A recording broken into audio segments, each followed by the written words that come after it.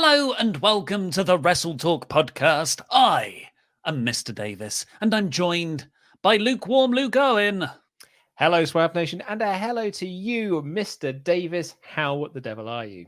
I'm doing okay. I won't talk about it, but I just did a really nice thing for charity. But I don't want to talk about it, Luke. You know, that's one of the things me and John Cena have in common. We do all this great charity work. We never bring it up. Yeah, I mean, and it's fine because I'm going to bring it up. Do you want to talk about the great charity work that you did? Luke, don't surprise me like this when we're recording. You better edit this out. Oh, I mean, this will all end up on the cutting room floor. I don't want to, you don't want to give you hubris or anything like that. Toot your own horn, if it were. You're not that sort of guy. So there's a charity. It's all my lady partner's doing. All my partner's doing. Really, I wouldn't care otherwise. But there's this thing where you buy presents for kids and you give all these presents to a charity, and the charity who works with lots of sort of disadvantaged kids is like, this toy would be best for Timmy, who lives with Kermit the Frog. Let's send it to him, because they know what they like and whatnot. And we've done it last couple of years, and Anna takes care of like what the girls would like. But when they need something for an adolescent boy, they come to this guy. So I took in a lot because you've only got 10 to 15 pounds to play with. Oh, that's not going to give you like a year subscription to Razzle, is it? No, or the WrestleTalk magazine. None of our merch is that low. The mug might be. Yeah, the mug's markup is ridiculous. But what I went for after researching a lot, a Lego mech of Iron Man. So not only do you get an Iron Man minifig, you also get this Lego mech Iron Man that mini Iron Man sits in. That's cool, man. When I got it arrived today, and then we went to drop it off around some lady's house. I didn't want to let it go. Yeah. I wanted to build it. Then take it apart and put it back into the box and pretend like it was still new. Oh, I should have done that. Yeah, you probably would have got away with it as well.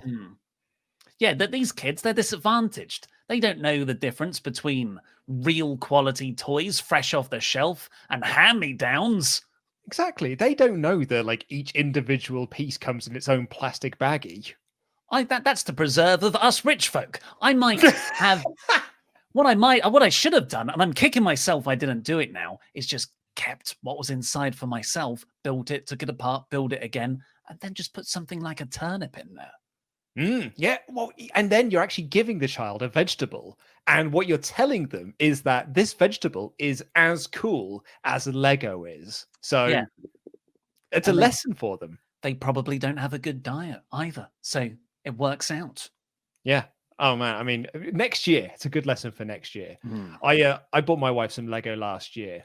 I've done it for the last couple of years. Bought her little bits of Lego for Christmas because I'm like, I'm sure you'll enjoy Lego. Everyone enjoys Lego. And she does enjoy it to a degree. But I bought her a thing last year. So I bought her a piece last year that it's like build like a little Olaf thing, from Frozen. She loves Frozen, right? So I'm like, yeah, so this is cool. Build a little Olaf. She hasn't built it. And we're obviously doing a lot of packing at the moment. And I found it still in its box. And my wife said, I may build that this weekend. And she still hasn't. But all I'm thinking is, maybe I'll build it. Maybe I'll do it. You got to wait till after the 25th. It's very similar to the Money in the Bank cash-in rules. He doesn't build it in a year period. That's yours. Yeah. I think that's actually pretty fair. Yeah. I mean, like she bought me Lego a couple of years ago. I built it on the day because they sat down to watch Call the Midwife or something. And I was like, this is bollocks, mate. I'm going to build some Lego. Do you know why you did that? Because you are a polite adult member of society. And your wife was being rude. I mean, I think so. Yeah, absolutely. I think so. It's much more sociable to sit down in the corner and play with your toys that you were just given. Exactly. And all the while making a little because I got some cars with it, right? And I was going to say for Olaf. It's the noises that Olaf makes, isn't he? You love Frozen 2. I'm pretty sure he does that at the film at some point. He's a bit of a drip in Frozen 2. But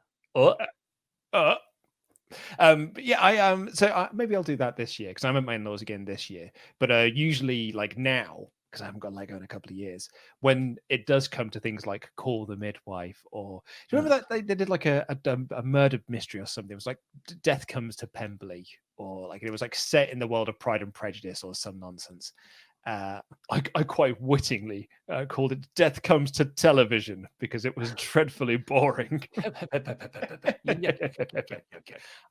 I now just sleep. I now just like get curled up, put my head onto my wife's lap and just have a little nap. Is that kind of like its own social statement of rudeness? Like when a kid is annoyed at an adult party and wants to go home. I did this many a time where I would put two chairs together and fall asleep in the middle of the room to let everyone know I wanted to go home now. I didn't do it as a statement. I didn't mean to fall asleep, in all fairness. I just got comfy and then fell asleep. And you suddenly woke up when they changed the channel. Oh, thank God that crap's over. Oh, has the show finished, has it? Oh. We're putting Would I Lie to You on the Christmas special, all that Lee Mack. Anyway, let's get on with the show. That's enough of that nonsense. And like, what I'm more excited about? Am I excited about a babyface Sting wrestling? Or am I excited about a new version of Sting? Not Crow Sting, not Joker Sting. I hope he's got something new. Well, it's nice to know that I have got Vince Russo as a co-host who is constantly want to make Sting a heel. Sting can't be a heel, man. No one wants to boo him. That's a fair point. Tweener. Okay. But yeah, he it looks like he's building a feud with Darby. Yeah, right. The way he looked at Darby and, sort of like pointing him out. God, I love it, man. Because you built two matches out of this already, which is in Darby and in Cody. And I think Sting versus Cody is a really, really interesting match anyway. And like that sounds like the sort of thing that Cody would very much like to do. But Sting versus Darby, man, like that's got a lot of interest about it, particularly if it is, over the TNT title as Sting, the former face of TNT, going up against the new face of TNT. I think there's a lot of mileage in that. I just don't know how you do it. I just don't know. There were the reports that he will get physical, but he won't really take any bumps. He'll be in tag matches and carefully designed spots. I just don't know. And Darby's style is unsafe, to say the least. The answer is the only person worst is putting him in a match with Sammy Guevara. So I just don't know how you deliver on this, but I'm sure they've thought about it, because why would you start going down this path otherwise? Exactly, yeah. I mean, they have said that Sting, is more than capable of doing cinematic matches, and Darby has got, he's got his own cinematic style. He's submitting his own, short films every single week. Maybe they'll just do it all in black and white, but with a fire as in color or something. Some more stuff to be excited about. Hangman Page is now getting interviewed in a bar. Dear God, I love Hangman Page. I just want him all the time on TV, and AEW, just give me enough. And I'm like, I want more. So I'm always left wanting more, which is the perfect way to deal with these scenarios. And Hangman Page is at his bar. He's talking about his match with Private Party and Matt Hardy next week, or Private Hardy, as they should be called. And I think they call themselves Hardy Party. That also works. That's good. John's Matt Party. Having a Matt party, a party just for Matt, a Matt party. Well, he's got so many personalities as well. That'd be a heck of a party.